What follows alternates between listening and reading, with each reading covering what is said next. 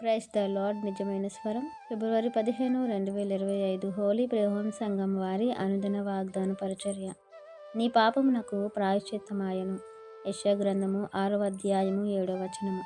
ప్రియమైన దేవుని వారలారా, ఈరోజు మనం ఇంత సంతోషంగా మనశ్శాంతిగా ఉండగలుగుతున్నామంటే దేవుడు మనకిచ్చిన రక్షణను బట్టి. ఆ రక్షణ మనం పొందుకోవాలని మనలో ఉండే పాపములన్నిటినీ దేవుడు తొలగించాడు. ఆ పాపానికి ప్రాయశ్చిత్తం చేసి ఆ పాపములను దోషములను దేవుడు తొలగించి మనకు రక్షణను అనుగ్రహించారు. ఆ రక్షణ మనకి ఇవ్వటానికి, మన పాపములు తీయటానికి దేవుడు మన పితరులకి చేసినట్లుగా ఒక కోడిను ఒక మేకను బలివ్వమని చెప్పలేదు. అలా ఇచ్చినప్పటికీ కూడా మన పితరులు ఇంకనూ పాపమును మూటగట్టుకునే స్థితిలోనికే వెళ్ళిపోయారు. అయితే మన జీవితానికి వచ్చేసరికి, మనకి ఇవ్వవలసిన రక్షణ దగ్గరకు వచ్చేసరికి దేవుడు స్వయాన తన సొంత కుమారుణ్ణే ఈ లోకానికి పంపించి ఆయన్నే క్రయధనముగా మన కొరకు అర్పించారు. ఆయన మన పాపముల నిమిత్తము, శాపముల నిమిత్తము మనకు రక్షణనివ్వటం కొరకు ఆయన పానార్పణంగా పోయబడ్డారు. ఆయన ప్రాణాన్ని త్యాగం చేశారు, మనకి రక్షణను అనుగ్రహించారు. దేవుడు మన పితరులను, ఎంతోమంది భక్తులను పిలుచుకున్నారు. ఆ పిలుపుకి తగినట్లుగానే వారు జీవించారు. దేవుడు నడిపించిన విధానముగానే వారు నడుచుకున్నారు. దేవుని దగ్గర మెప్పును పొందుకున్నారు. ఈరోజు మనము కూడా పిలువబడ్డాము. ఆయన పిలుపుకు తగినట్లుగా ఉండమని దేవుడు చెప్తున్నారు.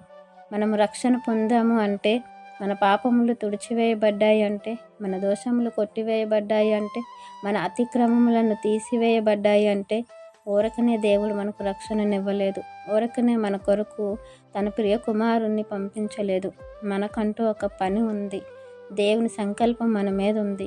దేవుని చిత్తాన్ని నెరవేర్చుటకు దేవుడు మనల్ని ఎప్పుడూ ఏర్పరచుకొని ఆయన రక్షణను బట్టి మనకు ఆ యొక్క మార్గాన్ని తెరిచి దేవుని పనిముట్టుగా ఈరోజు మనకు ఒక అర్హతనిచ్చారు. ప్రియమైన దేవుని వారలారా, మనము అట్టి అర్హతను పొందుకొని ఎలా బ్రతకాలన్న మాటలు మనం చూసుకున్నట్లయితే, రోమీయులకు రాసిన పత్రిక 12వ అధ్యాయము 1-2 వచనాలు మనం చూస్తే దేవుడు అంటున్నారు, కాబట్టి సహోదరులారా, పరిశుద్ధమును దేవునికి అనుకూలమైన సజీవ యాగముగా మీ శరీరములను ఆయనకు సమర్పించుకొనుడని దేవుని వాత్సల్యమును బట్టి మిమ్మల్ని బతిమాలుకొనుచున్నాను.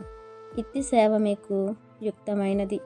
మీరు ఈ లోక మర్యాదను అనుసరింపక ఉత్తమమును అనుకూలమును సంపూర్ణమై ఉన్న దేవుని చిత్తమేదో పరీక్షించి తెలుసుకున్నట్లు మీ మనస్సులను మారి నూతన పరుచుకొనుటకు రూపాంతరము పొందుడి.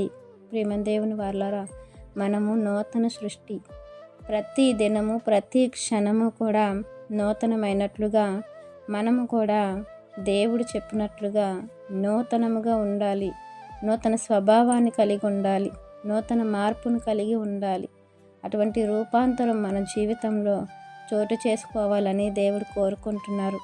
కాబట్టి దేవుని చిత్తం ఏంటో ఎరిగి అనుకూలమైనది, మేలైన దానిని మనము వెంబడించి దేవుని యొక్క పనిని మనం నెరవేర్చాలని ఈ వాగ్దానం మనందరి జీవితంలో దేవుడు ఫలింపచేయాలని ఆశపడుతున్నారు. దైవజనులు బ్రదర్ పి. నెహెమియా గారు. God bless you. ఆమెన్.